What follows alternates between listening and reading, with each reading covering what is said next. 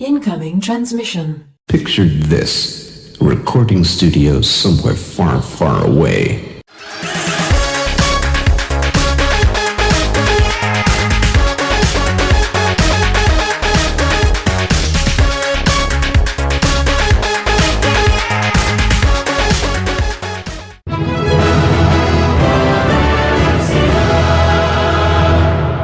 Welcome, Watchers of Illusion, to my Castle of Confusion on the 6th of October. I'm looking at the Sword of Ianna on the ZX Spectrum. Intro incoming!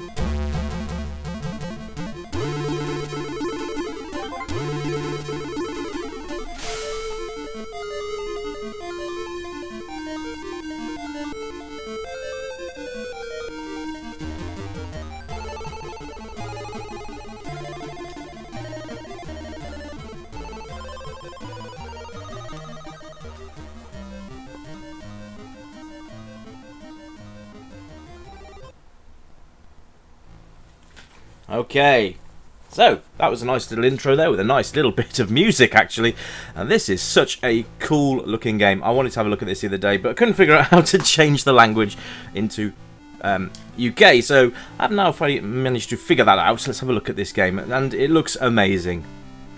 Look at the main sprite, that's awesome. Holding down the one fire button will make your character burst into a run. Up will jump, and you can do like big longy jumps. This reminds me very much of Prince of Persia and Flashback actually on the Amiga, which are other two great games in their own respects. Now this is cool because you can do massive long jumps over the spikes. You can also draw your weapon with a secondary fire button. I love multi-button mapping, I think it's great. And the animations, as you can see, are absolutely spot on, from the running animation to the actually skidding to standstill as well. It's just amazing. It's great to see so many of these games being bought out. This came out literally like a week ago on the Spectrum, and also on the MSX2, I believe, as well, which has a bit more colour on it. But, you know, for this, a Spectrum game, which actually runs on the Spectrum hardware as well, by the way, for all you fact fans out there. So it's worth picking this game up and giving it a go. I love the fact you can jump, you can sort of climb up and down ledges as well. Each attack that you do, up, left, right, whatever, it all has a different attack animation. You can hang off those ledges, which is great, so you don't automatically sort of drop down to your death.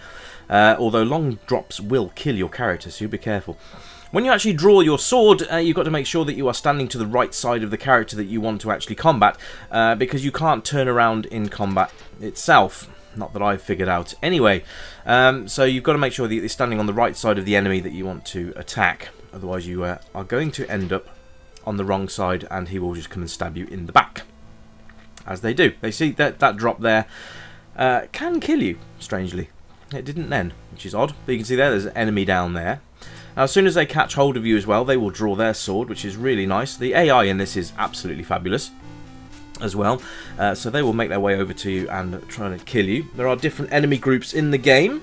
These seem to be sort of skeletal warriors, and they don't take as many hits, although the sort of the hit ratio seems to be a little bit more not all over the place, but it tends to vary on how many hits an enemy will take before they go down. The mummies, on the other hand, are absolute pains in the arse. So I've played this a little bit before this review, but hopefully we'll bump into one of those and you can see what I mean. But I love the barbarian aspect. This reminds me a little bit of Psygnosis barbarian game, actually. If you haven't played that one, I will be doing a review on it at some point. But the barbarian on that reminds me very much of this guy, which is cool, because that was a good game as well. But I love this. It's really, really nice. Very smooth. The colours are awesome. I love the fact the character is monochrome as well, so you can see which one is you, which is great. Very little colour clash as well, which is absolutely fantastic for a specky title. As you know, there was quite a few colour clash games in the day. You see there, only 2 hits to destroy that guy. You can also destroy scenery, as like this. So you just go up to and smash the wall, and you can see, look at that, there's like the slime dripping down the wall, which looks awesome. I like the fact they've kept things not to a bare minimum, but the screen isn't too busy, so you can see what you're doing and you're not sort of clouded. Look at that, there's like a window and you can see outside. brilliant, absolutely brilliant. So there's a lot to do. There's a lot of puzzles to do as well. So you need to find the certain switches that will open certain gateways for you to be able to progress in the game, which is also very cool. So I'm going to smash this wall down. Now you'll find that there's various gates and that are locked, and you've got to go and find all the switches that will activate them.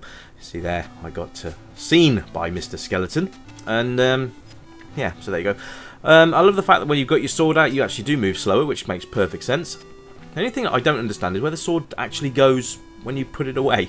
But other than that, you know, I'm not going to nitpick on that because that's just, that's neither here nor there. Food pickups are fairly consistent as well, which is great, and you will need them. Don't think that this is the crux of the game, because it does get a lot harder and your health will take a dip. If you hit a spike pit, by the way, it's instant death. There is no coming back from that. So be careful on your jumps. But you know, your character does do the ledge hang, which is really cool. Normally, if there's a white little bobble on the ledge, you can see there that you can pick yourself up on there and get yourself over safely. Switch over there, which I'm going to jump across and get to in a minute. Let's see if we can get rid of old Skelly Bones somehow. Is he just going to walk off? Yep, he's going to walk off the edge, so that's cool. Don't have to worry about him now, so I'm going to go over there and get that switch. So it's basically a game of skill, it's a game of puzzles, and a game of just thrashing the hell out of everything that moves, which is great. For all of you hack and slash fans, you're going to love this game. For all you platformers, you're going to love this game. For you puzzle solvers, you're going to love this game. The soundtrack's absolutely fantastic as well, actually, and the sound effects are really, really nice. And I've just killed myself horribly. Now, the other thing is that the restart points aren't too drastic. So you can press fire there. You see that I start there, and look at the water effects, man. And that's really nice. And if you weren't aware, there is a pit trap there, so that's why I was jumping over there. You need to keep your eye out for these things. The other thing about it is once you've killed an enemy, they do generally stay dead, unless you have to sort of reload the level and go again. As you can see, remember I killed this guy before. And oh, they knock you off the ledges as well. But in general, once you've killed an enemy and you go back through their screen, they don't automatically res themselves, so that's nice as well. This game is epic, and it's a rather large scale game as well. Now, the one thing I'm doing here, I'm just going to go and check to see if that lever that we pulled earlier has stayed pulled, because I'm not sure if it remembers that or not, so we'll go and have a look at that. But on the whole, you know, if you own, for all of you guys that own a Spectrum, and most of you probably will have done if you're watching my channel, because you would have, this is, you know, a hark back to the glory days of the 8-bit machine. Would you guys have been amazingly impressed by this game? Because I know I would have been. I mean, I was blown away by Rastan, and I thought that was awesome on the Specky. But this is like, it's like miniature Rastan, but on a much bigger scale. The game itself is very well presented. The colours are nice. There's no sort of garish colours and everything like that. And, you know, they've done a really good job on making sure there's something for everyone. And that switch has remained pulled, so that's cool. Don't have to worry about that. So, yeah, if you die and you've pulled a switch, you don't have to worry about going back and pulling that switch. You can just carry on. And I'm probably going to have to die on those pit spikes again. But anyway, guys, this has been Sword of Ianna, and I've really enjoyed this one. I might have to do more of a playthrough on it in a future date, but thank you very much for joining me, and I shall be back with another review very shortly. Hope you all have a great weekend, and I will see you all soon. That's it for me. Bye bye for now.